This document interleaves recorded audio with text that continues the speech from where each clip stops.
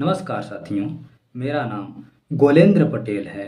मैं धूमिल जयंती की पूर्व संध्या पर उनकी कुछ महत्वपूर्ण कविताएं लेकर प्रस्तुत हूँ। सुदामा पांडे धूमिल साटोत्री हिंदी कविता के सर्वाधिक लोकप्रिय एवं पठनीय कवि हैं। जो स्थान भक्ति काल में कबीर, छायावाद में निराला, प्रगतिवाद में नागार्जुन, प्रयोगवाद में अज्ञेय, नई कविता में मुक्तिबोध का है, वही स्थान समकालीन हिंदी कविता में धूमिल का है। धूमिल साटोत्री हिंदी कविता के सलाहकार पुरुष हैं। समकालीन हिंदी कविता के अंतर्गत 1960 के बाद की कविताएं आती हैं। धूमिल का दौर मोहभंग का दौर है। धूमिल विद्रोही पीढ़ी एवं विद्रोही कविता के प्रतिनिधि कवि हैं। धूमिल की कविताएं आर्थिक, सांस्कृतिक, सामाजिक इतिहास का जीवन दस्तावेज हैं।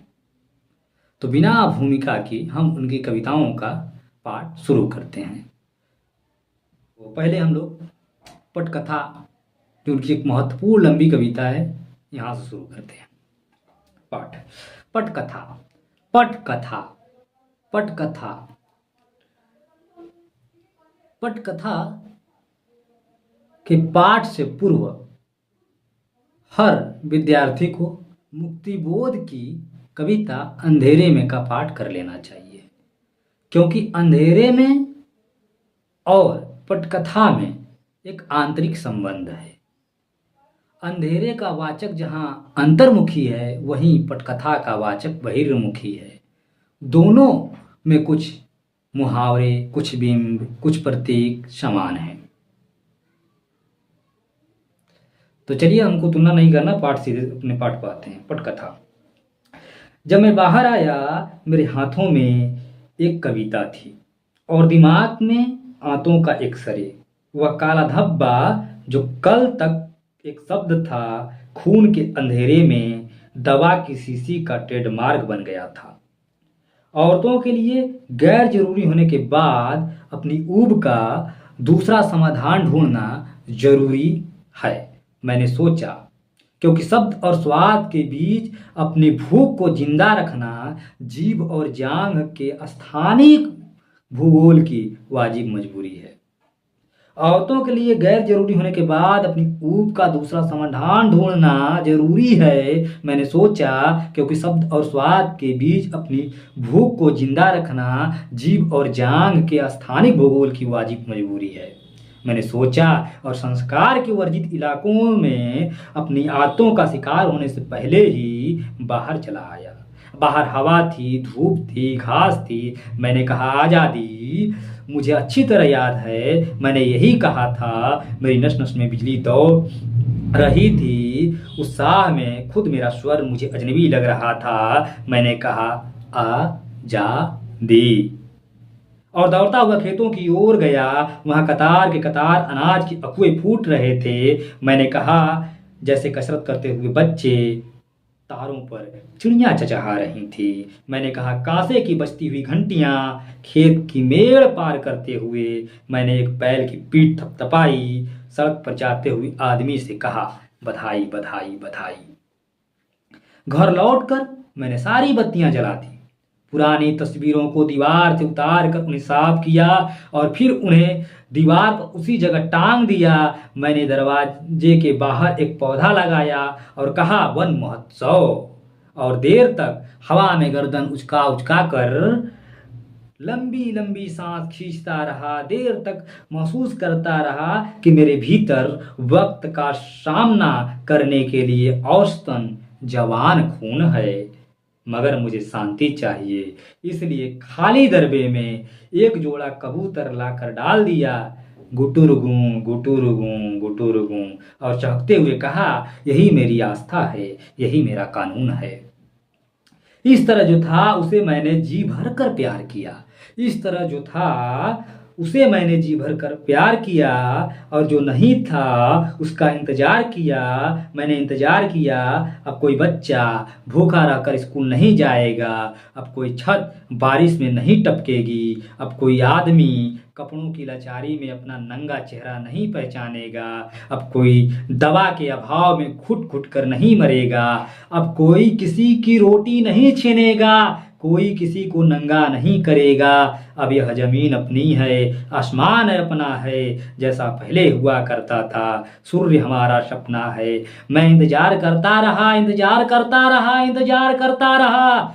जनतंत्र, त्याग, स्वतंत्रता, संस्कृति, शांति, मनुष्यता, ये सारे शब्द थे, सुनहरे वादे थे, खुशफहम इरादे थे, सुंदर थे, मौलिक थे, मुखर थे। मैं सुनता रहा, सुनता रहा, सुनता रहा। मैं सुनता रहा, सुनता रहा, सुनता रहा। मतदान होते रहे अपनी सम्मोहित बुद्धि के नीचे, उसी लोकनायक को बार बार चुनता रहा, जिसके पास हर शंका और हर सवाल का एक ही जवाब था, यानी कि कोर्ट के बटन होल में महकता हुआ एक गुलाब था। वह हमें विश्व शांति और पंचशील के सूत्र समझाता रहा। मैं खुद को समझाता रहा, जो मैं चाहता हूँ वही होगा। होगा आज नहीं तो कल, मगर सब कुछ सही होगा। भीड़ बढ़ती रही, चौराहे चौड़े होते रहे, लोग अपने अपने हिस्से का अनाज खाकर निरापद भाव से बच्चे जनते रहे। योजनाएं चलती रहीं, बंदूकों के कारखाने में जूते बनते रहे। और जब कभी मौसम उतार पर होता था, हमारा संशय हमें कोसता था। हम उत्तेजित होकर पूछते थे, यह क्या है, ऐसा क्यों है। फिर बहसें होती थीं, शब्दों के जंगल में हम एक दूसरे को काटते थे। भाषा की खाई को जबान से कम, जूतों से ज्यादा पाटते थे। भाषा की खाई को जुबान से कम, जूतों से ज्यादा पाटते थे। कभी वह हारता रहा, कभी हम जीतते रहे। इस तरह नोक झोंक चलती रही, दिन बीतते रहे, दिन बीतते रहे।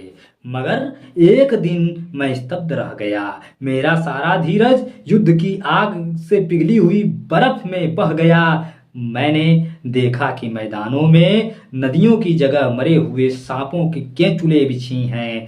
पेड़ टूटे हुए रडार की तरह खड़े हैं। दूर दूर तक कोई मौसम नहीं है। लोग घरों के भीतर नंगे हो गए हैं और बाहर मुर्दे पड़े हैं। विधवाएं तंगाल उठ रही हैं, सधवाएं मंगल गा रही हैं। वन महोत्सव से लौटी हुई कार्यपाली प्रणालियां अकाल का लंगर चला रही हैं। वन महोत्सव से लौटी हुई कार्य प्रणालियां अकाल का लंगर चला रही हैं। जगह जगह तख्तियां लटक रही हैं। यह शमशान है, यहाँ की तस्वीर लेना सख्त मना है। यह शमशान है, यहाँ की तस्वीर लेना सख्त मना है। फिर भी उस उजाड़ में कहीं कहीं घास का हरा होना कितना डरावना है। मैंने अचरज से देखा कि दुनिया का सबसे बड़ा बौद्ध मठ बारूद का सबसे बड़ा गोदाम है। अखबार के मटमैले हाशिए पर लेटे हुए एक तटस्थ और कोढ़ी देवता का शांतिवाद नाम है। यह मेरा देश है, यह मेरा देश है, यह मेरा देश है, यह मेरा देश है। हिमालय से लेकर हिंद महासागर तक, हिमालय से लेकर हिंद महासागर तक फैला हुआ जली हुई मिट्टी का ढेर है, जहां हर तीसरी जुबान का मतलब नफरत है, साजिश है, अंधेर है। यह मेरा देश है और यह मेरे देश की जनता है और यह मेरा देश है और यह मेरे देश की जनता है। जनता क्या, एक शब्द, सिर्फ एक शब्द है। कोरा और कीचड़ और कांच से बना हुआ एक भेड़ है, जो दूसरों की ठंड के लिए अपनी पीठ पर ऊन की फसल ढो रही है। एक पेड़ है जो ढलान पर हर आती जाती हवा की जुबान में हाँ हाँ करता है, क्योंकि अपनी हरियाली से डरता है। गांवों के गंदे पनारों से लेकर शहर के शिवालयों तक फैली हुई कथाकली की एक अमूर्त मुद्रा है। यह जनता जनतंत्र में उसकी श्रद्धा अटूट है। यह जनता जनतंत्र में उसकी श्रद्धा अटूट है। उसको समझा दिया गया है कि यहाँ ऐसा जनतंत्र है जिसमें जिंदा रहने के लिए घोड़े और घास को एक जैसी छूट है। कैसी विडंबना है कैसा झूठ है। दरअसल अपने यहाँ जनतंत्र एक ऐसा तमाशा है जिसकी जान मदारी की भाषा है। हर तरफ धुआं है, हर तरफ कुहासा है। जो दांतों और दलदलों का दलाल है वही देशभक्त है। अंधकार में सुरक्षित होने का नाम है तटस्थता। अंधकार में सुरक्षित होने का नाम है तटस्थता। यहाँ कायरता के चेहरे पर सबसे ज्यादा रक्त है। जिसके पास थाली है हर भूखा आदमी उसके लिए सबसे भद्दी गाली है। हर तरफ कुआं है, हर तरफ खाई है। यहाँ सिर्फ वह आदमी देश के करीब है जो या तो मूर्ख है या फिर गरीब है। मैं सोचता रहा और घूमता रहा, टूटे हुए पुलों के नीचे, वीरान सड़कों पर, आंखों के अंधे रेगिस्तानों में, फटे हुए पालों की अधूरी जल यात्राओं में, टूटी हुई चीजों के ढेर में मैं खोई हुई आजादी का अर्थ ढूंढता रहा। अपनी पसलियों के नीचे, अस्पतालों के बिस्तरों पर, नुमाइशों में, बाजारों में, गांवों में, जंगलों में, पहाड़ों पर, देश की हर देश के इस छोर से उस छोर तक उसी लोक चेतना को बार बार टेरता रहा जो मुझे दोबारा जी सके, जो मुझे शांति दे और मेरे भीतर बाहर का जहर खुद पी सके। और तभी सुलग उठा पश्चिमी सीमान, ध्वस ध्वस ध्वस ध्वान ध्वान। मैं दोबारा चौंक पड़ा हो मैं दोबारा चौंक कर खड़ा हो गया। जो चेहरा आत्मीयता की स्वीकृति में कंधे पर लुढ़क रहा था, किसी झुनझुनाते हुए चाकू की तरह खुलकर खड़ा हो गया। अचानक अपने आप में जिंदा होने की यह घटना इस देश की परंपरा की एक बेमिसाल कड़ी थी। लेकिन इसे साहस मत कहो। दरअसल यह पुट्ठों तक चोट खाई हुई गाय की घृणा थी। जिंदा रहने की पुरजोर कोशिश जो उस आदमखोर की हवस से बड़ी थी, मगर उसके तुरंत बाद मुझे झेलनी पड़ी थी सबसे बड़ी ट्रेजेडी अपने इतिहास की, जब दुनिया के स्याह और सफेद चेहरों ने विस्मय से देखा कि ताशकंद में समझौते की सफेद चादर के नीचे एक शांति यात्री की लाश थी। और अब यह किसी पौराणिक कथा के उपसंहार की तरह है कि इस देश में रोशनी उन पहाड़ों से आई थी जहां मेरे पड़ोसी ने मात खाई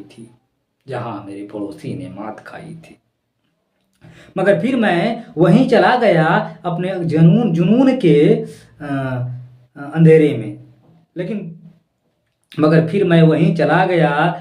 जुनून के अंधेरे में। फूहड़ इरादों के हाथों छला गया। वहां बंजर मैदान कंकालों की नुमाइश कर रहे थे।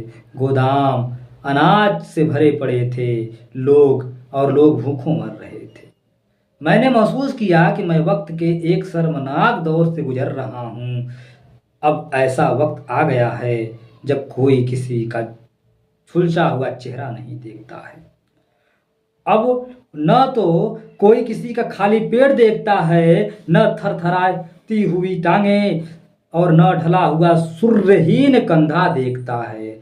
हर आदमी सिर्फ अपना धंधा देखता है। सबने भाईचारा भुला दिया है।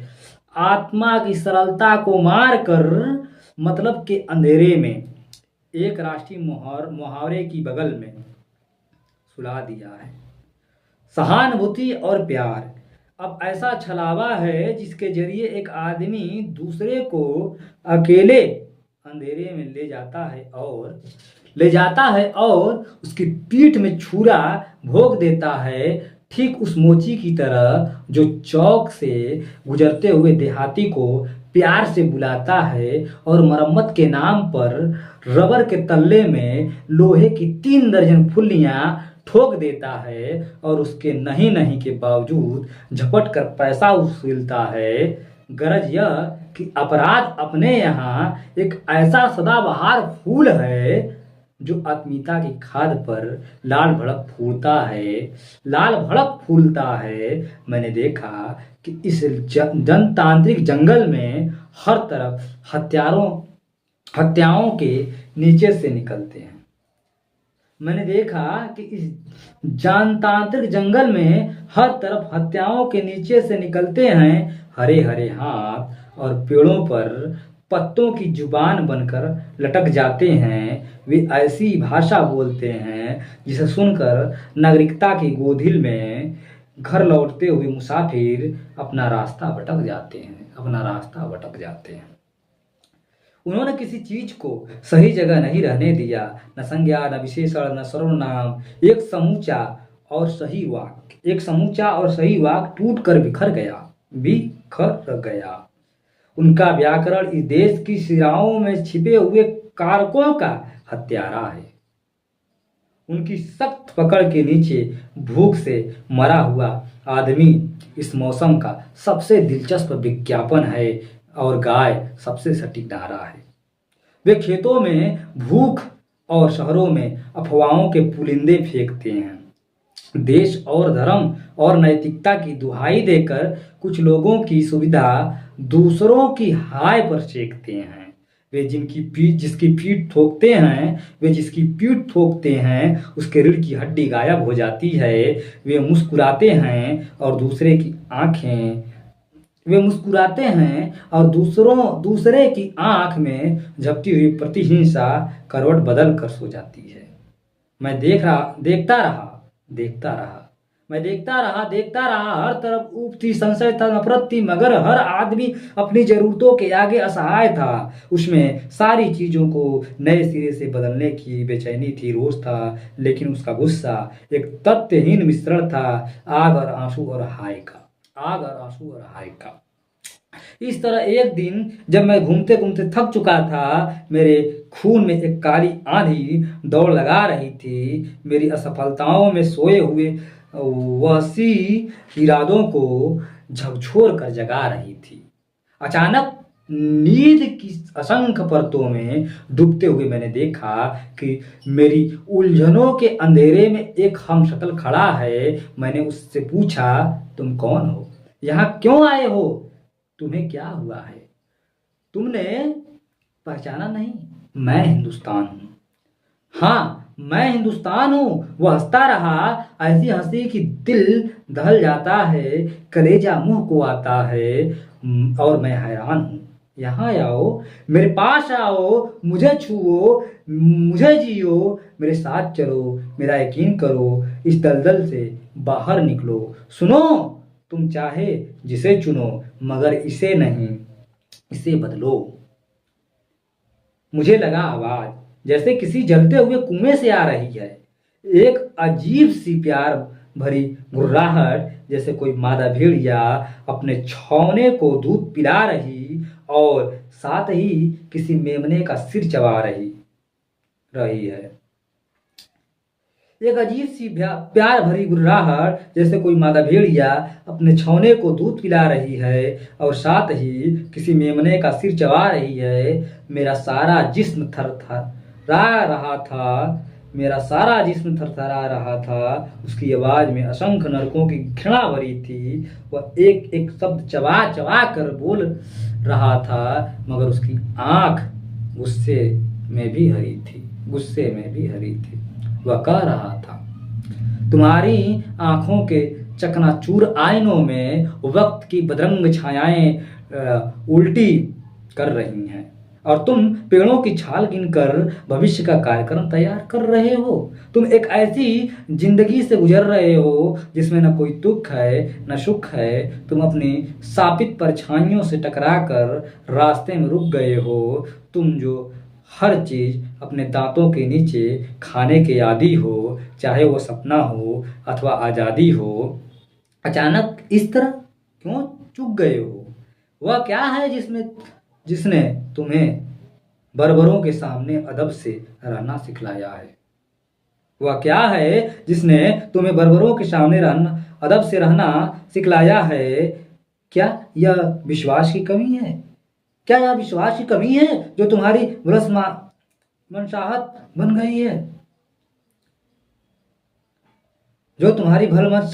गई है? कि शर्म अब तुम्हारी सहूलियत बन गई है? नहीं, सरलता की तरह इस तरह मत दौड़ो। उसमें भूख और मंदिर की रोशनी का रिश्ता है। वह बनिए की पूंजी का आधार है। मैं बार बार कहता हूँ कि इस उलझी हुई दुनिया में आसानी से समझ में आने वाली चीज सिर्फ दीवार है, और यह दीवार अब तुम्हारी आदत का हिस्सा बन गई है। इसे झटक कर अलग करो। अपनी आदतों में फूलों की जगह पत्थर भरो। मासूमियत के हर तगाजे को ठोकर मार दो। अब वक्त आ गया है कि तुम उठो अपनी और अपनी ऊब को आकार दो। अब वक्त आ गया है कि तुम उठो और अपनी ऊब को आकार दो। सुनो सुनो, आज मैंने तुम्हें वह सत्य बतलाता हूँ जिसके आगे हर सच्चाई छोटी है। इस दुनिया में भूखे आदमी का सबसे बड़ा तर्क रोटी है। मगर तुम्हारी भूख और भाषा में यदि सही दूरी नहीं है मगर तुम्हारी भूख और भाषा में यदि सही दूरी नहीं है तो तुम अपने आप को आदमी मत कहो, क्योंकि पशुता सिर्फ पूंछ होने की मजबूरी नहीं है। वह आदमी को भी वहां ले जाती है जहां भूख सबसे पहले भाषा को खाती है। वक्त सिर्फ उसका चेहरा बिगाड़ता है जो अपने चेहरे की राख दूसरों की रुमाल से झाड़ता है। जो अपना हाथ मैला होने से डरता है वह एक नहीं 11 कायरों की मौत मरता है। वह एक नहीं 11 कायरों की मौत मरता है। और सुनो, नफरत और रोशनी सिर्फ उसके हिस्से की चीज है जिसे जंगल के हाशिए पर जीने की तमीज है। इसीलिए उठो और अपने भीतर सोए हुए जंगल को आवाज दो। उसे जगाओ, देखो कि तुम अकेले नहीं हो।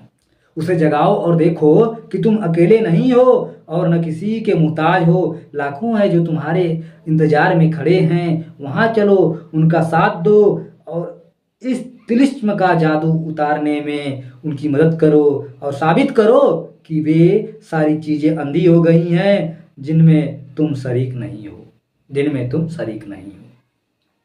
मैं पूरी तत्परता से उसे सुन रहा था। एक के बाद दूसरा, दूसरे के बाद तीसरा, तीसरे के बाद चौथा, चौथे के बाद पांचवा, यानी कि एक के बाद दूसरा विकल्प चुन रहा था। मगर मैं हिचक रहा था क्योंकि मेरे पास कुल जमा थोड़ी सुविधाएं थी जो मेरी सीमाएं थीं। यद्यपि यह सही है कि मैं कोई कंठ यद्यपि यह सही है कि मैं कोई ठंडा आदमी नहीं हूं।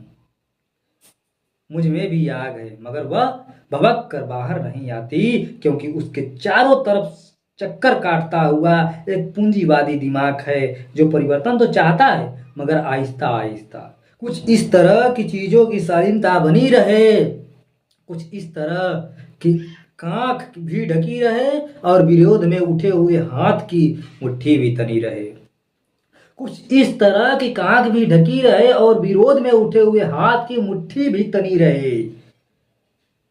और यही वजह है कि बात फैलने की हद तक आते आते रुक जाती है, क्योंकि हर बार चंद तुच्छी सुविधाओं के लालच के सामने अभियोग की भाषा चूक जाती है। मैं खुद को कुरेद रहा था, अपने बहाने उन तमाम लोगों की असफलताओं को सोच रहा था जो मेरे नजदीक थे। इस तरह साबुत और सीधे विचारों पर जमी हुई काई और उगी हुई घास को खरोंच रहा था, नोच रहा था। पूरे समाज की सीवन उधेड़ते हुए मैंने आदमी के भीतर की मैल देख ली थी। मेरा सिर भिन्ना रहा था, मेरा हृदय भारी था, मेरा शरीर इस बुरी तरह थका था कि मैं अपनी तरफ घूरते हुए उस चेहरे से थोड़ी देर के लिए बचना चाह रहा था जो अपनी पैनी आंखों से मेरी बेबसी और मेरा उथलापन था रहा था। प्रस्तावित भीड़ में शरीक होने के लिए अभी मैंने कोई निर्णय नहीं लिया था। अचानक उसने मेरा हाथ पकड़कर खींच लिया और मैं जेब में जूतों का टोकन, दिमाग में ताजे अखबार की कतरन लिए हुए धड़ाम से चौथे आम चुनाव की सीढ़ियों से फिसलकर मतपेटी के गड़गच अंधेरे में गिर पड़ा। नींद के भीतर यह दूसरी नींद है और मुझे कुछ नहीं सूझ रहा है। सिर्फ एक शोर है जिसमें कानों के पर्दे फटे जा रहे हैं। शासन, सुरक्षा, रोजगार, शिक्षा, राष्ट्र, धर्म, देश हित, हिंसा, अहिंसा, सैन्य शक्ति, देशभक्ति, आजादी, विषावाद, बिरादरी, भूख, भीख, भाषा, शांति, क्रांति, शीत युद्ध, एटम बम, सीमा, एकता, सीढ़ियां, साहित्यिक पीढ़ियां, निराशा, झाए जाए, खाएं खाएं, हाय हाय, छाए छाए, छाए छाए। मैंने कानों में ठूस ली है उंगलियां और अंधेरे में गाड़ दी है आंखों की रोशनी। सब कुछ अब धीरे धीरे खुलने लगा है। मत वर्षा के इस दादुर शोर में मैंने देखा हर तरफ रंगे बिरंगे झंडे फहरा रहे हैं। गिरगिट की तरह रंग बदलते हुए गुट से गुट टकरा रहे हैं। वे एक दूसरे से दांत किल किल कर रहे हैं, एक दूसरे को दुर दुर बिल बिल कर रहे हैं। हर तरफ तरह तरह के जंतु हैं। श्रीमान किंतु हैं, मिस्टर परंतु हैं, कुछ रोगी हैं, कुछ भोगी हैं, कुछ हिजड़े हैं, कुछ जोगी हैं, कुछ जोगी हैं। तिजोरियों के प्रतिष्ठित दलाल हैं, आंखों के अंधे हैं, घर के कंगाल हैं, गूंगे हैं, बहरे हैं, उतले हैं, गरे हैं। गिरते हुए लोग हैं, अकड़ते हुए लोग हैं, भागते हुए लोग हैं, पकड़ते हुए लोग हैं। गरज यह कि हर तरह के लोग हैं। एक दूसरे से नफरत करते हुए वे इस बात पर सहमत हैं कि इस देश में असंख्य रोग हैं और उनका एकमात्र इलाज चुनाव है। लेकिन मुझे लगा कि एक विशाल दलदल के किनारे बहुत बड़ा अधमरा पशु पड़ा हुआ है। उसकी नाभि में एक सड़ा हुआ घाव है जिससे लगातार भयानक बदबूदार मवाद बह रहा है। उसमें जाति और धर्म और संप्रदाय और पेशा और पूंजी के असंख्य कीड़े किलबिला रहे हैं और अंधकार में डूबी हुई पृथ्वी पता नहीं किस अनहोनी की प्रतीक्षा में इस भीषण सड़ांध को चुपचाप सह रही है। मगर आपस में नफरत करते हुए वे लोग इस बात पर सहमत हैं कि चुनाव ही सही इलाज है, क्योंकि बुरे और बुरे के बीच से किस हद तक कम से कम बुरे को चुनते हुए न उन्हें मलाल है, न भय है, न लाज है। दरअसल उन्हें एक मौका मिला है और इसी बहाने वे अपने पड़ोसी को पराजित कर रहे हैं। मैंने देखा कि हर तरफ मूर्ता की हरी हरी घास लहरा रही है जिसे कुछ जंगली पशु खुद रहे हैं, लिद रहे हैं, चर रहे हैं। मैंने ऊब और गुस्से को गलत मुहावरे के नीचे से गुजरते हुए देखा। मैंने अहिंसा को एक सत्तारूढ़ शब्द का गला घोटते हुए देखा। मैंने ईमानदारी को अपनी चोर जेबे भरते हुए देखा। मैंने विवेक को चापलूसों के तलवे चाटते हुए देखा। मैंने यह सब देख ही रहा था। मैं यह सब देख ही रहा था कि एक नया रेला आया। मैं यह सब देख ही रहा था कि एक नया रेला आया। उन्मत्त लोगों का बर्बर जुलूस। वे किसी आदमी को हाथों पर गठरी की तरह उछाल रहे थे, उसे एक दूसरे से छीन रहे थे, उसे घसीट रहे थे, चूम रहे थे, पीट रहे थे, गालियां दे रहे थे, गले से लगा रहे थे, उसकी प्रशंसा के गीत गा रहे थे, उस पर अनगिनत झंडे फहरा रहे थे। उसकी जीभ बाहर लटक रही थी, उसकी आंखें बंद थीं, उसका चेहरा खून और आंसू से तर था। मूर्खों, यह क्या कर रहे हो? मैं चिल्लाया और तभी किसी ने उसे मेरी ओर उछाल दिया। अरे यह कैसा हुआ? कैसे हुआ? अरे यह कैसे हुआ? मैं हतप्रभ सा खड़ा था और मेरा हम शक्ल मेरे पैरों के पास मूर्छित पड़ा था। खुद दुख और भय से एक झुर्री लेकर मैं उस पर झुक गया। दुख और भय से एक झुर्री लेकर मैं उस पर झुक गया, किंतु बीच में ही रुक गया।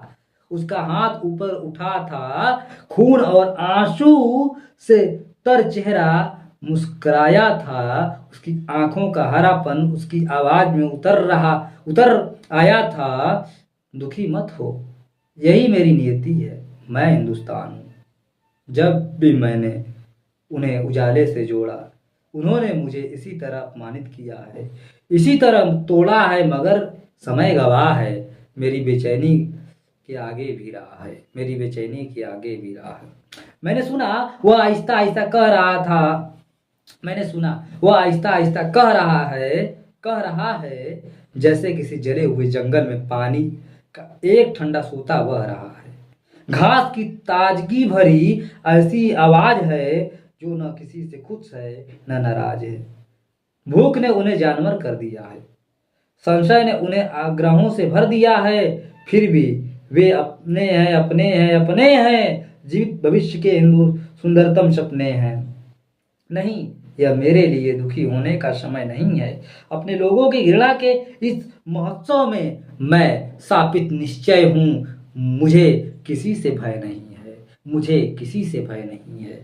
तुम मेरी चिंता न करो, तुम मेरी चिंता न करो, उनके साथ चलो, इससे पहले कि वे गलत हाथों के हथियार हों, इससे पहले कि वे नारों और इश्तिहारों से काले बाजार हों। उनसे मिलो, उन्हें बदलो। नई भीड़ के खिलाफ रुकना एक खूनी विचार है, क्योंकि हर ठहरा हुआ आदमी इस हिंसक भीड़ का अंधा शिकार है।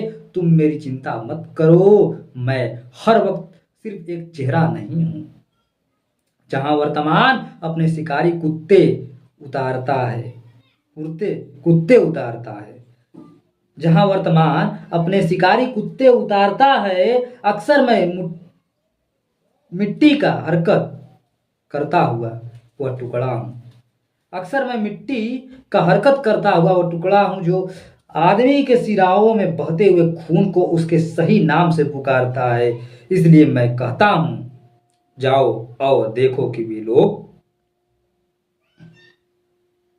मैं कुछ कहना ही चाहता था, मैं कुछ कहना ही चाहता था कि एक धक्के ने मुझे दूर फेंक दिया। इससे पहले कि मैं गिरता, किन्हीं मजबूत हाथों ने मुझे टेक लिया। अचानक भीड़ से निकलकर एक प्रशिक्षित दलाल मेरी देह में समा गया। दूसरा मेरे हाथों में एक पर्ची थमा गया। तीसरे ने मुझे एक मुहर देकर पर्दे के पीछे ढकेल दिया। भय और अनिश्चय के दोहरे दबाव में पता नहीं कब और कैसे और कहाँ, कितने नामों और चिन्हों और शब्दों को, पता नहीं कब और कैसे और कहाँ, कितने नामों और चिन्हों और शब्दों को काटते हुए मैं चीख पड़ा, हत्यारा, हत्यारा, हत्यारा। मुझे ठीक ठाक याद नहीं है मैंने यह किसको कहा था। शायद अपने आप को, शायद उस हमशक्ल को जिसने खुद को हिंदुस्तान कहा था, शायद उस दलाल को, मगर मुझे ठीक ठीक याद नहीं है। मेरी नींद टूट चुकी थी, मेरा पूरा जिस्म पसीने से सराबोर था। मेरे आसपास से तरह तरह के लोग गुजर रहे थे, हर तरफ हलचल थी, शोर था। कुछ लोग कह रहे थे कि इन दिनों एक खास परिवर्तन हुआ है, जनता जगी है, सब प्रभु की माया है। एक लंबे इंतजार के बाद चीजों का असली चेहरा उजाले में आया है, और मैं चुपचाप सुनता हूँ, और मैं चुपचाप सुनता हूँ। हाँ, शायद मैंने भी अपने भीतर कहीं बहुत गहरे कुछ जलता हुआ सा छुआ है, कुछ जलता हुआ सा छुआ है। लेकिन मैं जानता हूँ कि जो कुछ हुआ है नींद में हुआ है, और तब से आज तक नींद और नींद के बीच का जंगल काटते हुए मैंने कई रातें जाग कर गुजार दी हैं, हफ्तों पर हफ्ते तय किए हैं। अपनी रोशनी, अपनी परेशानी के निर्मम अकेले और बेहद अनमने क्षण जिए हैं। मैंने कई रातें जाग कर गुजार दी, हफ्तों पर हफ्ते तय किए हैं। अपनी परेशानी के निर्मम अकेले और बेहद अनमने क्षण जिए हैं, और हर बार मुझे लगा कि कहीं कोई खास फर्क नहीं है। जिंदगी उसी पुराने ढर्रे पर चल रही है जिसके पीछे कोई तर्क नहीं है। हाँ, यह सही है कि इन दिनों कुछ अर्जियां मंजूर हुई हैं, कुछ तबादले हुए हैं। कल तक जो नाले थे आज दहले हुए हैं। हाँ, यह सही है कि इन दिनों मंत्री जब प्रजा के सामने आता है तो पहले से कुछ ज़्यादा मुस्कुराता है, नए नए वादे करता है, और यह सबसे सिर्फ घास के सामने होने की मजबूरी है। और यह सब सिर्फ घास के सामने होने की मजबूरी है, वरना उस भले मानुष को यह भी पता नहीं है कि अपने निजी कमरे के बीच विधानसभा भवन और अपने निजी कमरे के बीच कितने जूतों की दूरी है। हाँ, यह सही है कि इन दिनों चीज़ों के भाव कुछ चढ़ गए हैं। अखबारों के शीर्षक दिलचस्प नए हैं। मंदी की मार से पट पड़ी हुई चीज़ें बाजार में सस्ता उछल गई हैं। हाँ, यह सही है कि कुर्सियाँ वही हैं, सिर्फ टोपियाँ बदल गई हैं। हाँ, यह सही है कि कुर्सियाँ वही हैं, टोपियाँ सिर्फ टोपियाँ बदल गई हैं। और सच्चे मतभेद के अभाव में लोग उछल उछल कर अपनी जगहें बदल रहे हैं। चढ़ी हुई नींद में भरी हुई नाव में हर तरफ विरोधी विचारों का दलदल है। चढ़ी हुई नदी में भरी हुई नाव में हर तरफ विरोधी विचारों का दलदल है। सतहों पर हलचल है, नए नए नारे हैं, भाषण में जोश है, पानी ही पानी है, पर कीचड़ खामोश है। मैं रोज देखता हूँ कि व्यवस्था की मशीन का एक पुर्जा गर्म होकर अलग छिटक गया है और ठंडा होते ही फिर कुर्सियों से चिपक गया है। उसमें न हया है न दया है, न अपना कोई हमदर्द यहाँ नहीं है। मैंने एक एक को परख लिया है, मैंने हर एक को आवाज दी है, हर एक का दरवाजा खटखटाया है, मगर बेकार। मैंने जिसकी पूंछ उठाई उसको मादा पाया है। वे सब के सब तिजोरियों के दुभाषी हैं, वकील हैं, वैज्ञानिक हैं, अध्यापक हैं, नेता हैं, दार्शनिक हैं, लेखक हैं, कवि हैं, कलाकार हैं। यानी कि कानून की भाषा बोलता हुआ अपराधियों का एक संयुक्त परिवार है।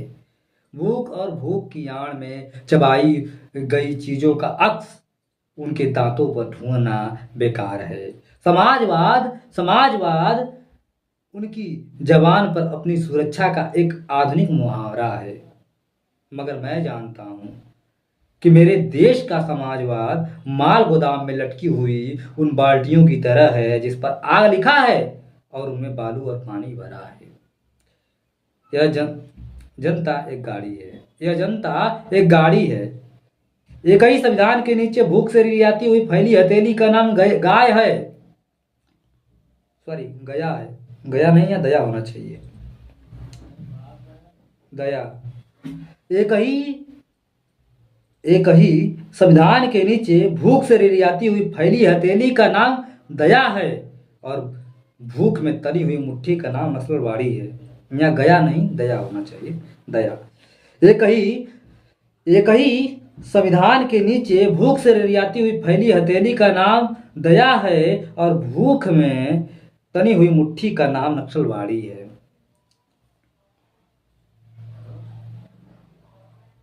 मुझसे कहा गया कि संसद देश की धड़कन को प्रतिबिंबित करने वाला दर्पण है, जनता को जनता के विचारों का नैतिक समर्पण है। लेकिन क्या यह सच है?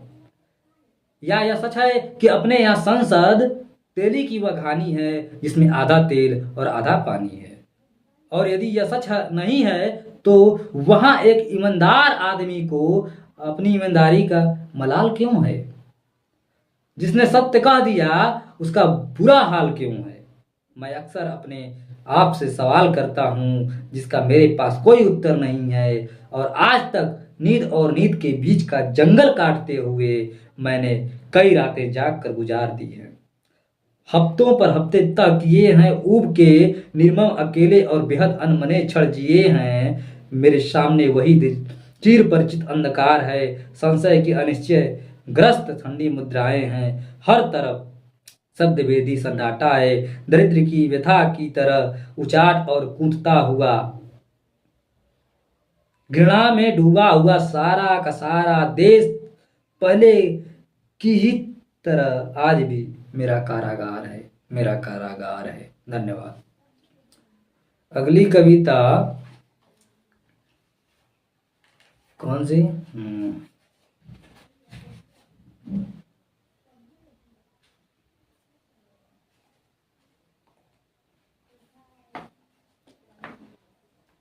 अगली कविता कविता शीर्षक से ही जो है संसद से सड़क तक में उसी का पाठ करते हैं हम लोग। शीर्षक कविता। कविता। उसे मालूम है कि शब्दों के पीछे कितने चेहरे नंगे हो चुके हैं और हत्या अब लोगों की रुचि नहीं आदत बन चुकी है। उसे मालूम है कि शब्दों के पीछे कितने चेहरे नंगे हो चुके हैं और हत्या अब लोगों की रुचि नहीं आदत बन चुकी है। वह किसी गंवार आदमी की ऊब से पैदा हुई थी और एक पढ़े लिखे आदमी के हाथ शहर चली गई। एक संपूर्ण स्त्री होने के पहले ही गर्भधान की प्रक्रिया से गुजरते हुए उसने जाना कि प्यार घनी आबादी वाली बस्तियों में मकान की तलाश है। एक संपूर्ण स्त्री होने से पहले ही गर्भधान की क्रिया से गुजरते हुए उसने जाना कि प्यार घनी आबादी वाली बस्तियों में मकान की तलाश है। लगातार बारिश में भीगते हुए उसने जाना कि हर लड़की तीसरे गर्भपात के बाद धर्मशाला हो जाती है और कविता हर तीसरे पाठ के बाद। नहीं, अब वहां कोई अर्थ खोजना व्यर्थ है। पेशेवर भाषा के तस्कर संकेतों और बैल मुक्ति इबारतों में अर्थ खोजना व्यर्थ है।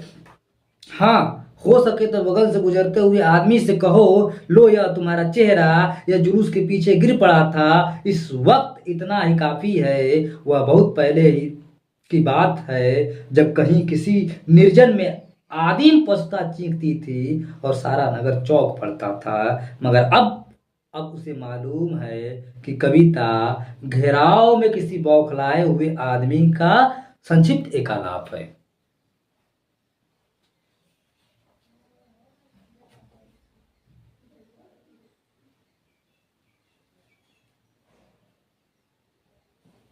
अकाल दर्शन। अगली कविता। भोग कौन उपजाता है? कविता का शीर्षक है अकाल दर्शन। अकाल दर्शन। भोग कौन उपजाता है? वह इरादा जो दर्द देता है या वह घृणा जो आंखों पर पट्टी बांध कर हमें घास की सट्टी में छोड़ आती है? उस चालाक आदमी ने मेरी बात का उत्तर नहीं दिया। उसने गलियों और सड़कों और घरों में बाढ़ की तरफ फैले हुए बच्चों की ओर इशारा किया और हंसने लगा। मैंने उसका हाथ पकड़ते हुए कहा, बच्चे तो बेगारी के दिनों की बरकत हैं। इससे वे भी सहमत हैं जो हमारी हालत पर तरस खाकर खाने के लिए रसद देते हैं। उनका कहना है कि बच्चे हमें बसंत बुनने में मदद देते हैं। उनका कहना है कि बच्चे हमें बसंत बुनने में मदद देते हैं, लेकिन यही वे भूलते हैं। दरअसल पेड़ों पर बच्चे नहीं, हमारे अपराध फूलते हैं। मगर उस चालाक आदमी ने मेरी किसी बात का उत्तर नहीं दिया और हंसता रहा, हंसता रहा, हंसता रहा। फिर जल्दी से हाथ छुड़ाकर जनता के हित में स्थानांतरित हो गया। मैंने खुद को समझाया, यार उस जगह खाली हाथ जाने से इस तरह क्यों झिझकते हो? क्या तुम्हें किसी का सामना करना है? तुम का वहां कुआं झांकते आदमी की सिर्फ पीठ देख सकते हो। और सहसा मैंने पाया कि मैं खुद अपने सवालों के सामने खड़ा हूं और उस मुहावरे को समझ गया हूं जो आज़ादी और गांधी के नाम पर चल रहा है, जिससे न भूख मिट रही है न मौसम बदल रहा है। लोग बिलबिला रहे हैं पेड़ों को नंगा करते हुए, पत्ते और छाल खा रहे हैं, मर रहे हैं, दान कर रहे हैं, जलसों जुलसों में भीड़ की पूरी ईमानदारी से हिस्सा ले रहे हैं और अकाल को सोहर की तरह गा रहे हैं। झुलसे हुए चेहरों पर कोई चेतावनी नहीं है। मैंने जब भी उनसे कहा कि देश, शासन और राशन, उन्होंने मुझे टोक दिया। अक्सर वे मुझे अपराध के असली मुकाम पर उंगली रखने से मना करते हैं, जिसका आधे से ज्यादा शरीर भेड़ियों ने खा लिया है। वे इस जंगल की सराहना करते हैं। भारतवर्ष नदियों का देश है। भारतवर्ष नदियों का देश है। बेशक या ख्याल ही उनका हत्यारा है, या दूसरी बात है कि इस बार उन्हें पानी ने मारा है। मगर वे हैं कि असलियत नहीं समझते, अनाज में छिपे उस आदमी की नीयत नहीं समझते जो पूरे समुदाय से अपनी निज गिजा उसूल करता है, अपनी गिजा उसूल करता है, कभी गाय से कभी हाय से। यह सब कैसे होता है, मैं उन्हें समझाता हूँ। वह कौन सा प्रजातांत्रिक नुस्खा है कि जिस उम्र में मेरी माँ का चेहरा झुर्रियों की झोली बन गया है, उसी उम्र में मेरे पड़ोस की महिला के चेहरे पर मेरी प्रेमिका के चेहरे सा लोच है। वे चुपचाप सुनते हैं, उनकी आंखों में विरक्ति है, पछतावा है, संकोच है, यह क्या है कुछ पता नहीं चलता। वे इस कदर पस्त हैं कि तटस्थ हैं, और मैं सोचने लगता हूं कि इस देश में एकता युद्ध की, दया अकाल की पूंजी है। क्रांति यहाँ के असंग लोगों के लिए किसी अबोध बच्चे के हाथों की जोची है। धन्यवाद।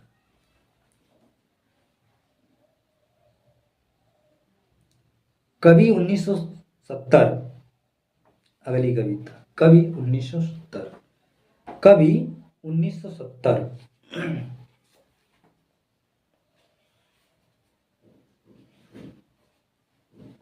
कवि 1970।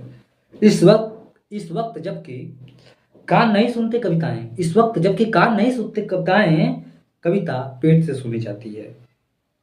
इस वक्त जबकि कान नहीं सुनते कविताएं, कविता पेट से सुनी जा रही है। आदमी गजल नहीं गा रहा है, गजल आदमी को गा रही है। इस वक्त जबकि कविता मांगती है समूचा आदमी अपनी खुराक के लिए, उसके मुंह से खून की बू आ रही है। अपने बचाव के लिए खुद के खिलाफ हो जाने के सिवाय दूसरा रास्ता क्या है, मैं आपसे ही पूछता हूं। जहां पसीना पाप से अधिक बदबू देता है, अपना हाथ खोकर चिमनी के नीचे खड़ा है निहत्था मजदूर।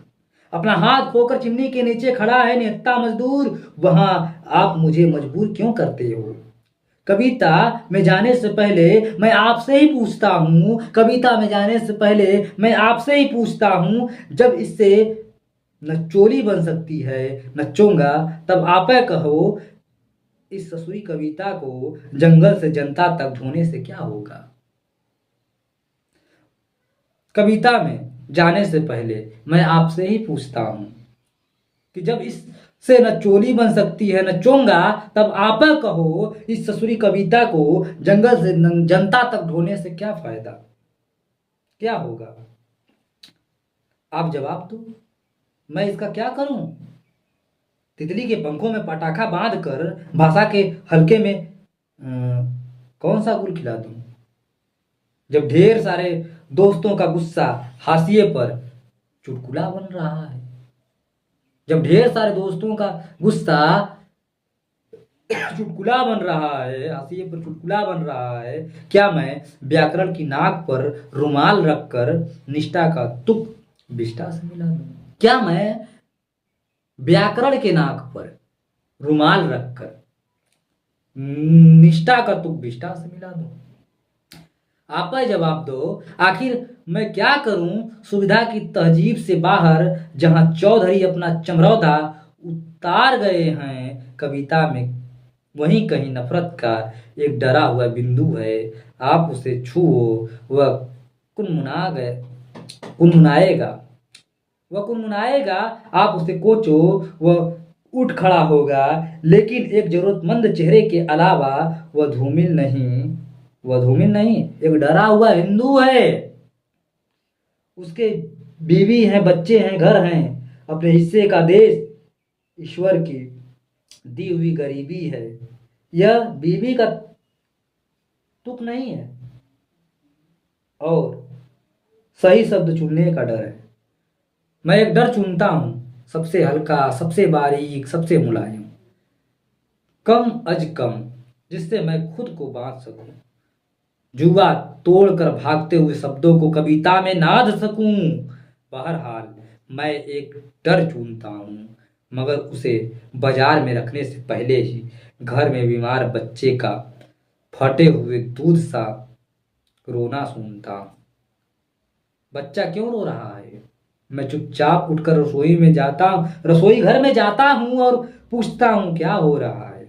यह जानते हुए कि कई दिनों बाद भूख का जायका बदलने के लिए आज कुम्हड़े की सब्जी पक रही है। कुम्हड़े यानी कोहड़ा की सब्जी पक रही है। पत्नी का उदास और पीला चेहरा मुझे आदत सा आंकता है। उसकी फटी हुई साड़ी से झांकती हुई पीठ पर खिड़की से बाहर खड़े पेड़ की वसत चमक रही है। मैं झेपता हूँ और धूमिल होने से बचने लगता हूँ, यानी बाहर का दुर दुर और भीतर का बिल बिल होने से बचने लगता हूँ। आप मुस्कुराते हो, आप मुस्कुराते हो। बढ़िया उपमा है, अच्छा प्रतीक है। टिक टिक टिक टिक। और मैं समझता हूं कि आपके मुंह में जितनी तारीफ है उससे कहीं अधिक पीक है। तिक है, तिक है, पिक है। फिर भी मैं अंत तक आपको सहूंगा। वादों की लालच में आप जो कहोगे वह सब करूंगा, लेकिन जब हारूंगा आपके खिलाफ खुद अपने को तोड़ूंगा। हकीकत भाषा को हीकते हुए अपने भीतर थूकते हुए सारी घृणा के साथ। वादों की लालच में आप जो कहोगे वह सब करूंगा, लेकिन जब हारूंगा आपके खिलाफ खुद अपने को तोड़ूंगा। भाषा को हीकते हुए अपने भीतर थूकते हुए सारी घृणा के साथ अंत में कहूंगा, सिर्फ इतना कहूंगा, हाँ हाँ मैं कवि हूँ। कवि यानी भाषा में भदेश हूँ। कवि यानी भाषा में भदेश हूँ। इस कदर कायर हूँ कि उत्तर प्रदेश हूँ। अगली कविता नक्सलबाड़ी। सहमति नहीं, यह समकालीन शब्द नहीं। इसे बालिगों के बीच चालू मत करो। जंगल से जिरा करने के बाद उसके साथियों ने उसे समझाया कि भूख का इलाज नींद के पास है, मगर इस बात से वह सहमत नहीं था। विरोध के लिए सही शब्द टटोलते हुए उसने पाया कि वह अपनी जुबान सहुआइन की जांग पर भूल आया है। फिर भी हकलाते हुए उसने कहा, मुझे अपनी कविताओं के लिए दूसरे प्रजातंत्र की तलाश है। सहसा तुम कहोगे और फिर एक दिन पेट के इशारे पर प्रजातंत्र से बाहर आकर वाजी गुस्से के साथ अपने चेहरे से कूदोगे और अपने ही गुस्से पर गिर पड़ोगे। क्या मैंने गलत कहा? आखिरकार इस खाली पेट के सिवाय तुम्हारे पास वह कौन सी सुरक्षित जगह है जहां खड़े होकर तुम अपने दाहिने हाथ की साजिश के खिलाफ लड़ोगे? जहां खड़े होकर तुम अपने दाहिने हाथ की साजिश के खिलाफ लड़ोगे। यह एक ऐसा खुला हुआ सच है कि आदमी दाएं हाथ की नैतिकता से इस कदर मजबूर होता है कि तमाम उम्र गुजर जाती है, मगर गांड सिर्फ बायां हाथ होता है। और अब तो हवा भी बुझ चुकी है और सारे इस हार उतार लिए गए हैं जिनमें कल आदमी अकाल था। वक्त के फालतू हिस्सों में छोड़ी गई फालतू कहानियां देश प्रेम की हिज्जे भूल चुकी हैं। वक्त के फालतू हिस्सों में छोड़ी गई फालतू कहानियां देश प्रेम की हिज्जे भूल चुकी हैं और वह सड़क समझौता बन गई है जिस पर खड़े होकर कल तुमने संसद को बाहर आने के लिए आवाज दी थी। नहीं, अब वहां कोई नहीं है। मतलब की इबारत से होकर सब के सब व्यवस्था के पक्ष में चले गए हैं। लेखपाल की भाषा के लंबे सुनसान में जहां पालो और बंजर का फर्क मिट चुका है। पालों और बंजर का फर्क मिट चुका है। चंद खेत हथकड़ी पहने खड़े हैं और विपक्ष में सिर्फ कविता है। सिर्फ हज्जाम की खुली हुई किस्मत में एक उस्तुरा चमक रहा है। सिर्फ भंगी का एक झाड़ू हिल रहा है नागरिकता का हक हलाल करती हुई गंदगी के खिलाफ।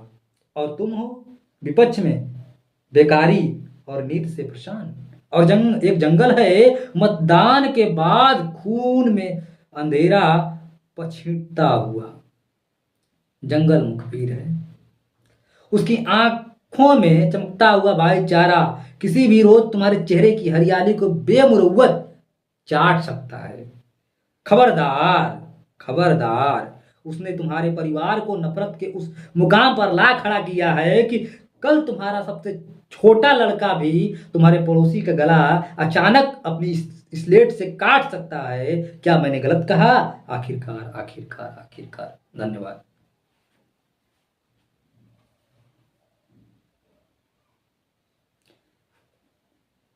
अगली कविता है मुनासिब कार्रवाई। मुनासिब कार्रवाई।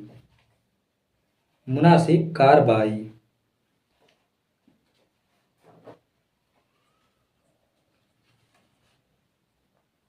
मुनासिब कार्रवाई।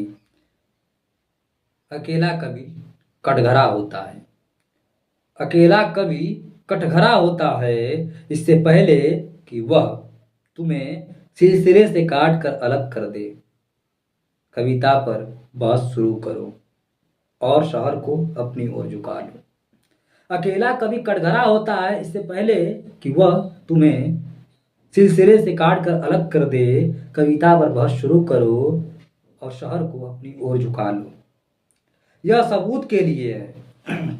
रंगीन पत्रिकाओं में चरित्र पोंखता हुआ ईमान, जो दांतों में फंसी हुई भाषा की तिकड़म है, टूटे हुए बकलश का खुफिया तनाव, एक बातुनी घड़ी, वकील का लवार चोंगा, एक डरपोक चाकू जिसका फल कानून की जिद से सूद भर कम है। शिनाख्त की इन तमाम चीजों के साथ अपने लोगों की भीड़ में भाषा को धीरे से धसाओ। बिना किसी घाव के शब्द बाहर आ जाएंगे, जैसे परखी में बोरे का अनाज चला जाता है। उन्हें परखो, बाट की जगह अपना चेहरा रख दो। यह न्याय के लिए है, क्योंकि जिसमें थोड़ा सा भी विवेक है वह जानता है कि आजकल शहर कोतवाल की नीयत और हथकड़ी का नंबर 1 है। और हथकड़ी का नंबर 1 है। और अब देखो कि कांटे का रुख किधर है। कल तक वह उधर था जिधर आड़तिया था, आड़तिया था, आड़तिया था, जिधर चुंगी का मुंशी बैठता था। कल तक नगर पिता का सिर विरोध में हिलता था। तुम पाते थे कि कविता का अर्थ बदल गया है, मगर अब चीजों के गलत होने का पता चल गया है। एक रिश्ता गलत समय देने लगा है, उसकी मरम्मत के लिए घड़ी साज की दुकान पर जाना सरासर भूल है। तुम्हारे जिगरी दोस्त की कमर वक्त से पहले ही झुक गई है। उसके लिए बढ़ई के आरी और वसूले से लड़ना फिजूल है, क्योंकि गलत होने की जड़ न घड़ी साज की दुकान में है, न बढ़ई के वसूले में है, और न आरी में है, बल्कि वह इस समझदारी में है कि वित्त मंत्री के ऐनक का कौन सा शीशा कितना मोटा है और विपक्ष की बेंच पर बैठे हुए नेता के भाइयों के नाम सस्ते गल्ले की कितनी दुकानों का कोटा है, और जो चरित्रहीन है उसकी रसोई में पकने वाला चावल कितना महीन है। इस वक्त सच्चाई को जानना विरोध में खड़ा होना है। इस वक्त सच्चाई को जानना विरोध में खड़ा होना है। और यहीं से अपराधियों के नाक के ठीक नीचे कविता पर बहस शुरू होती है। चेहरे से चेहरा बटोरते हुए एक तीखा स्वर सवाल पर सवाल करता है। सन्नाटा टूटता है, गूंगे के मुंह से उत्तर फूटता है। कविता क्या है? कोई पहनावा है? कुर्ता पैजामा है? ना भाई ना, कविता शब्दों की अदालत में मुजरिम के कटघरे में खड़े बेकसूर आदमी का हलफनामा है। क्या यह व्यक्तित्व बनाने की, चरित्र चमकाने की, खाने कमाने की चीज है? ना भाई ना, ना भाई ना। कविता भाषा में आदमी होने की तमीज है। इस तरह सवाल और जवाब की मंजिलें तय करके थका हारा सच एक दिन अपने खोए हुए चेहरे में वापस आता है और अचानक एक नदारद सा आदमी समूचे शहर की जवान बन जाता है। लेकिन मैंने कहा, अकेला कभी कटघरा होता है। साथ ही मुझे डर है कि वह आदमी तुम्हें सिलसिले से काट कर अलग कर देने पर तुला है। जो आदमी के भेष में सातिर दरिंदा है, जो हाथों और पैरों से पंगु हो चुका है मगर नाखून में जिंदा है, जिसने विरोध का अक्षर अक्षर अपने पक्ष में तोड़ लिया है, जो जानता है कि अकेला आदमी झूठ होता है, जिसके मन में पाप छाया हुआ है, जो आज अघाया हुआ है और कल भी जिसकी रोटी सुरक्षित है, वह तुम्हें अकेला कर देने पर तुला है।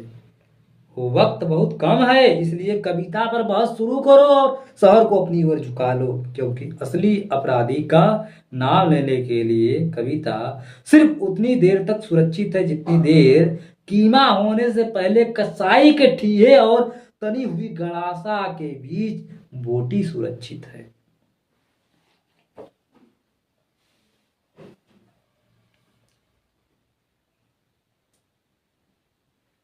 अगली कविता मोचीराम। मोचीराम का हम लोग पाठ करते हैं, ठीक है। मोचीराम। रापी से उठी हुई आंखों ने मुझे क्षण भर टटोला। मोचीराम पिता का शीर्षक है। रापी से उठी हुई आंखों ने मुझे क्षण भर टटोला और फिर जैसे पतियाए हुए स्वर में वह हंसते हुए बोला, बाबूजी, सच कहूं मेरी निगाह न कोई छोटा है न बड़ा। मेरे लिए हर आदमी एक जोड़ी जूता है जो मेरे सामने मरम्मत के लिए खड़ा है। और असल बात तो यह है कि वह चाहे जो है, जैसा है, जहां कहीं है, आजकल कोई आदमी जूते की नाप से बाहर नहीं है। फिर भी मुझे ख्याल रहता है कि पेशेवर हाथों और फटे हुए जूतों के बीच कहीं न कहीं एक अदद आदमी है जिस पर टाके पड़ते हैं, जो जूते से झांकती हुई अंगुली की चोट छाती पर हथौड़े की तरह सता है। यहाँ तरह तरह के जूते आते हैं और आदमी की अलग अलग नवैयत बतलाते हैं। सबकी अपनी अपनी शक्ल है, अपनी अपनी शैली है। मतलब एक जूता है। जूता क्या है? चक्तियों की थैली है। इसे एक चेहरा पहनता है जिसे चेचक ने चुग लिया है। उस पर उम्मीद को तरह देती हुई हंसी है। जैसे टेलीफोन के खंभे पर कोई पतंग फंसी है और खड़खड़ा रही है, बाबूजी, इस पर पैसा क्यों फूकते हो? मैं कहना चाहता हूं मगर मेरी आवाज लड़खड़ा रही है। मैं महसूस करता हूं मेरे भीतर से मैं महसूस करता हूं भीतर से एक आवाज आती है, कैसे आदमी हो, अपनी जाति पर थूकते हो। आप यकीन करें, उस समय मैं चकतियों की जगह आंखें ताकता हूं और पेशे में पड़े हुए आदमी को बड़ी मुश्किल से निभाता हूं। एक जूता और है जिसे पैर को नाद कर एक आदमी निकला है शहर को। न वह अक्लमंद है, न वक्त का पाबंद है। उसकी आंखों में लालच है, हाथों में घड़ी है। उसे कहीं जाना नहीं है मगर चेहरे पर बड़ी हड़बड़ी है। वह कोई बनिया है या बिसाती है मगर रोब ऐसा कि हिटलर का नाती है। इसे बद्दो, उससे काटो, हिया ठोको, वहां पिटो, घिस्सा दो, ऐसा चमकाओ, जूते को ऐना बनाओ। उफ, बड़ी गर्मी है। रुमाल से हवा करता है। मौसम के नाम पर विसूरता है। सड़क पर आतियों जातियों को बानर की तरह घूरता है। गरजिया के घंटे पर खटवाता है मगर नामा देते वक्त सांप नट जाता है। सहीपों को लूटते हो, वह गुर्राता है और कुछ सिक्के फेंक कर आगे बढ़ जाता है। अचानक चूक कर सड़क से उछलता है और पटरी पर चढ़ जाता है। चोर जब पेशे पर पड़ती है तो कहीं न कहीं एक चोर की दबी रह जाती है जो मौका पाकर उभरती है और अंगुली में गड़ती है। मगर इसका मतलब यह नहीं है कि मुझे कोई गलतफहमी है। मुझे हर वक्त यह ख्याल रहता है कि जूते और पेशे के बीच कहीं न कहीं एक अलग आदमी है जिस पर टाके पड़ते हैं, जो जूते से झाँकती हुई उँगली की चोट छाती पर हथौड़े की तरह सहता है। और बाबूजी, असल बात तो यह है कि ज़िंदा रहने के पीछे अगर सही तर्क नहीं है, तो रामनामी बेचकर रंडियों की दलाली करके रोज़ी कमाने में कोई फ़र्क नहीं है। और यही वह जगह है जहाँ हर आदमी अपने पेशे से छूटकर भीड़ का टमकता हुआ हिस्सा बन जाता है। सभी लोगों की तरह भाषा उसे काटती है, मौसम सताता है। अब आप इस बसंत को ही लो, यह दिन को तांत की तरह तानता है, पेड़ों पर लाल लाल पत्तों के हजारों सुख तल्ले धूप में सींचने के लिए लटकाता है। सच कहता हूँ, उस समय रापी की मूठ को हाथ में संभालना मुश्किल हो जाता है। आँख कहीं जाती है, हाथ कहीं जाता है। मन किसी झुंझलाए हुए बच्चे सा काम पर आने से बार बार इनकार करता है। मन किसी झुंझलाए हुए बच्चे सा काम पर आने से बार बार इनकार करता है। लगता है कि चमड़े की शराफत के पीछे कोई जंगल है जो आदमी पर पेड़ से वार करता है। और यह चौंकने की नहीं, सोचने की बात है। मगर जो जिंदगी को किताब से नापता है, जो असलियत और अनुभव के बीच खून के किसी कमजात मौके पर कायर है, वह बड़ी आसानी से कह सकता है कि यार, तू मोची नहीं शायर है, तू मोची नहीं शायर है।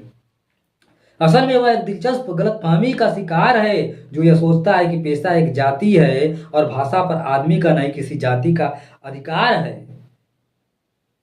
जबकि असलियत यह है कि आग सबको जलाती है, सच्चाई सबसे होकर गुजरती है। कुछ हैं जिन्हें शब्द मिल चुके हैं, कुछ हैं जो अक्षरों के आगे अंधे हैं। वे हर अन्याय को चुपचाप सहते हैं और पेट की आग से डरते हैं। जबकि मैं जानता हूँ कि इनकार से भरी हुई एक चीख और एक समझदार चुप, दोनों का मतलब एक है।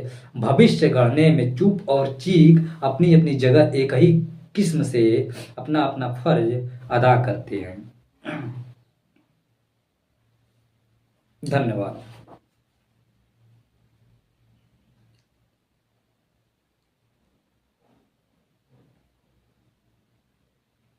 एक कविता है राजकमल चौधरी के लिए। राजकमल चौधरी के लिए, ठीक, राजकमल चौधरी के लिए।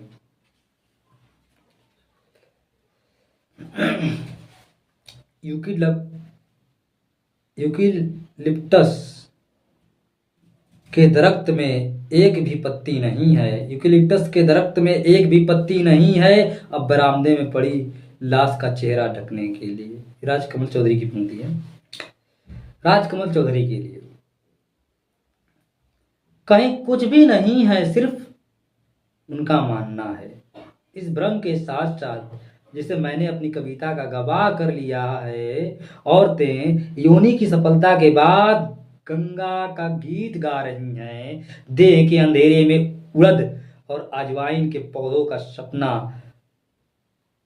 उग रहा है। बच्चे उस्तरों के नीचे सिसकते हुए सिर मुड़ा रहे हैं और दोपहर रर्रों की रंग रेलिंग पर झुकी हुई है। लोलार कुंड की बनावट पर गौर करते हुए उसने कहा था, मासिक धर्म रुकते ही सुहागिन औरतें सोहर की पंक्तियों का रस चमड़े की निर्जनता को गीला करने के लिए नए सिरे से सोखने लगती हैं। जांघों में बढ़ती हुई लालच से भविष्य के रंगीन सपनों को जोखने लगती हैं, मगर अब वह नहीं है। उसका मर जाना पतियों के लिए अपनी पत्नियों के पतिव्रता होने की गारंटी है। मैं सोचता हूँ, और शहर शमशान के पिछले हिस्से के परिचित अंधेरे में किसी मरी की तरह बंधा खड़ा है। घंटाघर में वक्त की कैंची कबूतरों के पंख कतर रही है। चौराहों पर भीड़ किसी अपभ्रंश का शुद्ध रूप जानने के लिए उस प्रागैतिहासिक कथा की मुट्ठी खोलने में व्यस्त है, जहां रात पनैले पशुओं ने विश्राम किया था। कविता में कुछ लोग मनुष्य की आत्मा और गांजे की चीलम पर अंगुलियों के निशान की शिनाख्त कर रहे हैं। कविता में कुछ लोग मनुष्य की आत्मा और गांजे की चीलम पर अंगुलियों के निशान की शिनाख्त कर रहे हैं, मगर वह अब नहीं है मगर वह अब वहां नहीं है। मौसम की सूचना के साथ वक्त के काले हाशिए में एक मौत दर्ज कर दी गई है। राजकमल चौधरी। और मैं वापस छूट गया हूँ वर्तमान की बजबजाती हुई सतह पर। हिजड़ों की एक पूरी पीढ़ी लूप और अंधाकूप के मसले पर बहस कर रही है। आज़ादी इस दरिद्र परिवार की 20 साला बिटिया मासिक धर्म में डूबे हुए कंवारेपन की आग से अंधे अतीत और लंगड़े भविष्य की चीलम भर रही है। वर्तमान की सतह पर अस्पताल की अंतर्धाराओं और रसों का सामुद्रिक सीखने के बाद स्वप्न सुखद हो। तकियों को फाड़कर मैं स्वप्न सुखद हो। छाप तकियों को फाड़कर मैं मृत्यु और मृत्यु नहीं के बीच की सरल रेखा तलाश करता हूँ, मगर वहाँ सिर्फ चूहों की लेड़ियों, बिनौलों और स्वप्नभंग की आतुर मुद्राओं की मौसमी नुमाइश है, जिसके भीतर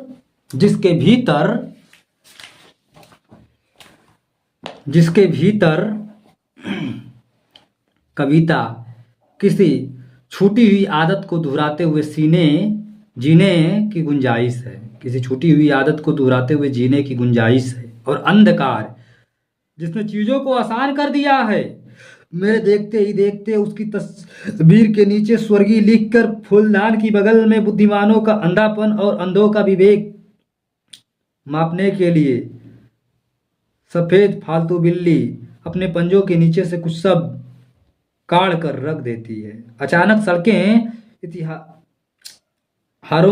इश्तिहारों के रोज नामचों में बदल जाती हैं। सिरोसिस की सड़ी हुई गांठें समकालीन कवियों की आंख बन जाती हैं। नफरत के अंधे कुहराम में सैकड़ों कविताएं कत्ल कर दी जाती हैं, मरी हुई गिलहरी की पीठ पर पहली मुहर लगाने के लिए। और यूकेलिप्टस का दरख्त एक सामूहिक अफवाह में नंगा हो जाता है। उसे जिंदगी और जिंदगी के बीच कम से कम फासला रखते हुए जीना था। यही वजह थी कि वह एक ही निगाह में हीरा आदमी था और दूसरी निगाह में कमीना था। एक बात साफ थी, उसकी हर आदत दुनिया के व्याकरण के खिलाफ थी। न वह किसी का पुत्र था, न भाई था, न पति था, न पिता था, न मित्र था। राख और जंगल से बना हुआ वह एक ऐसा चरित्र था जिसे किसी भी शर्त पर राजकमल होना था। वह 100% सोना था।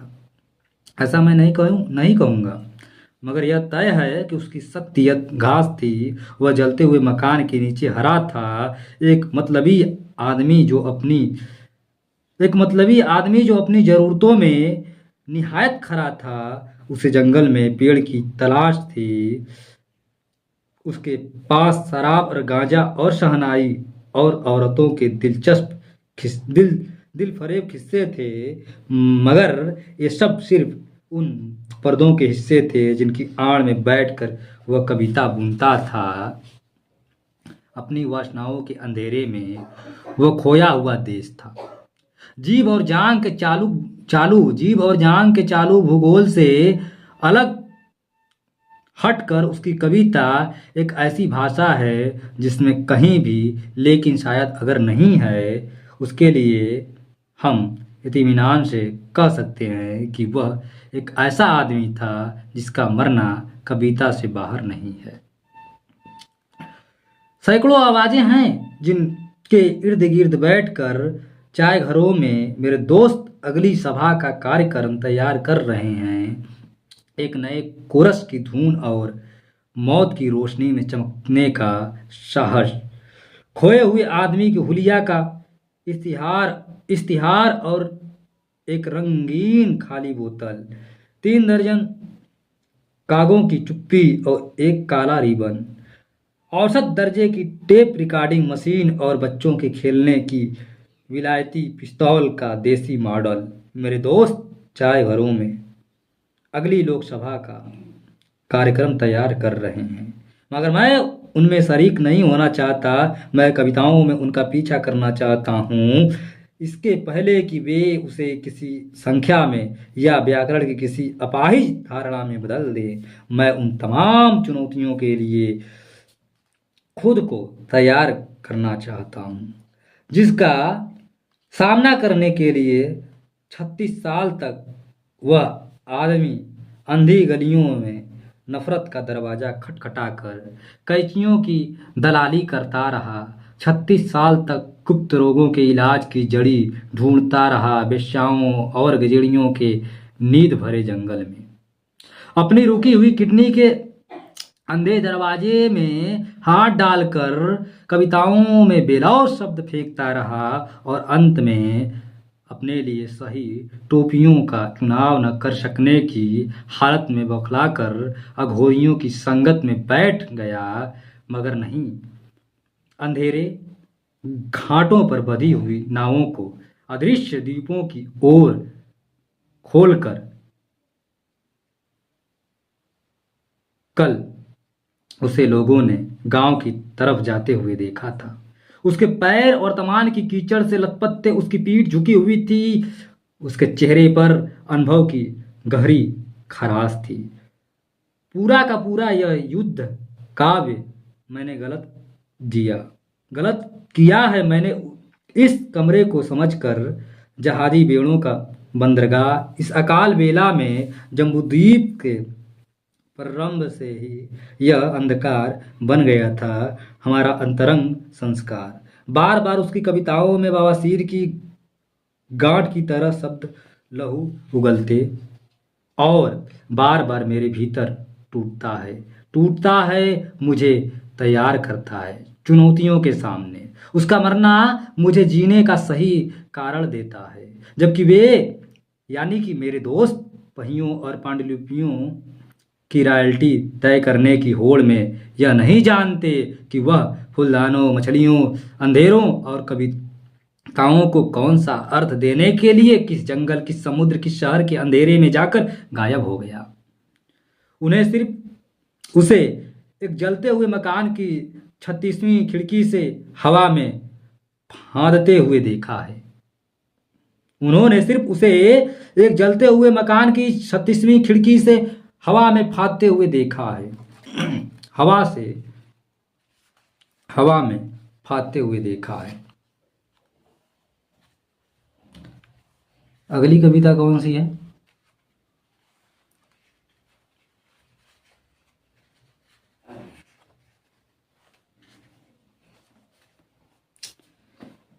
अगली कविता श्रीकाकुलम। ठीक है, कविता श्रीकाकुलम शीर्षक है, कविता श्रीकाकुलम। कविता Srikakulam. Kakulam. The gun is not in the hands of the peoples. JP Jayaprakash. एक आदमी दूसरे आदमी की गर्दन धड़ से अलग कर देता है, जैसे एक मिस्त्री बोल्टू से नट अलग करता है। तुम कहते हो यह हत्या हो रही है, मैं कहता हूं मैकेनिज्म टूट रहा है। नहीं, इस तरह चेहरा मत सिकोड़ो और न कंधे ही उचकाओ। मुझे मालूम है, सबूत के लिए तुम कह सकते हो कि खून बह रहा है, लेकिन इतना ही काफी नहीं है और खून का रंग लाल है। असल सवाल यह जानना असल सवाल है यह जानना कि बहता हुआ खून क्या कह रहा है। यह हत्याकांड नहीं है, सिर्फ लोहे को एक नया नाम दिया जा रहा है। और सबूत के लिए यदि तुम देखना ही चाहते हो तो चलो मेरे साथ, मैं तुम्हें दिखलाता हूँ भाषा के जंगल में कविता का वह वर्जित प्रदेश, जहाँ कायरता एक खाली तमंचा फेंक कर भाग गई है और शाहद चंद पके हुए बालों के साथ आगे बढ़ गया है अंधेरे में। धन्यवाद।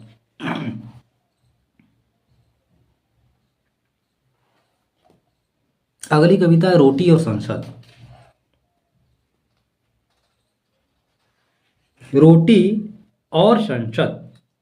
एक आदमी रोटी बेलता है, एक आदमी रोटी बेलता है, एक आदमी रोटी खाता है, एक तीसरा आदमी भी है जो न रोटी बेलता है न रोटी खाता है, वह सिर्फ रोटी से खेलता है। मैं पूछता हूँ यह तीसरा आदमी कौन है?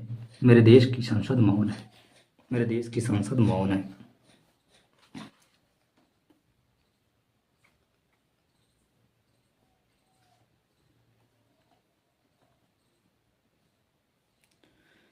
सुदामा पांडे का प्रजातंत्र।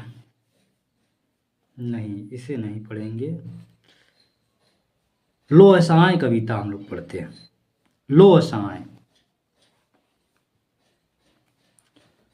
लोहसाएं, ठीक। लोहसाएं कविता का शीर्षक है लोहसाएं।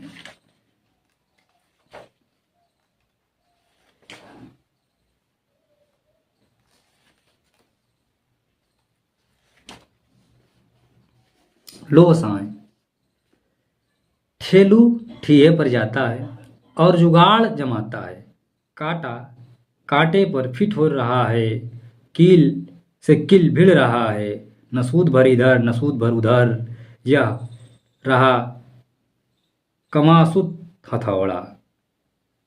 बजर बनता है, छेनी सड़सी में ऐसे तनी है जैसे गुद्दादार मांस में धसा हुआ दांत। पेज जहाँ ढीले थे थर दिए गए हैं, मशीन बिल्कुल तैयार है खराद के लिए। मगर कहाँ है बिलाक? नक्शा कहाँ है? कहाँ है औजारों की बात? और सबसे जरूरी सदे हुए हाथ कहाँ हैं? रोटी कितनी मशक्कत से मिलती है इस पैने वक्त, जबकि चीज़ें बेशुमार बेनैली शक्लों में बदल रही हैं। और लोहा जहाँ गलत मुड़ गया है ठोकर ठीक हो सकता है, पलटू टेम पर नहीं आता। ठेलू की मिस्त्री से शिकायत है, ठेलू ठिये पर जाता है, दुकनी की मरी हुई खाल को निहारता है, बुझे हुए कोयले छांट कर भाथी धधकाता है। लोहसाएं चालू होती है, एक एक कर आते हैं किसान खेतिहर मजदूर, गांव गिराव से सलाम रम रम्मी के बाद। ठेलू फरगाता है फाल गड़ासा खुरपी कुदाल, हंसी मजाक बदकही चलती रहती है। इसी के दौरान इधर उधर देखकर धीरे से कहता है टेकू बनियार, हंसुए पर जरी ठीक से तरे देना, हंसुए पर ताव जरी ठीक से तरे देना कि धार मुड़े नहीं आजकल। छिनार निहाई ने लोहे को मन माफिक हनने के लिए हथौड़े से दोस्ती की है। छिनार निहाई ने लोहे को मनमाफिक होने के लिए लोहे को मनमाफिक हनने के लिए हथौड़े से दोस्ती की है। सब ठटक कर हंसते हैं। ठेलू मतलब दहाकर मुस्काता है और आँच लहकाता है,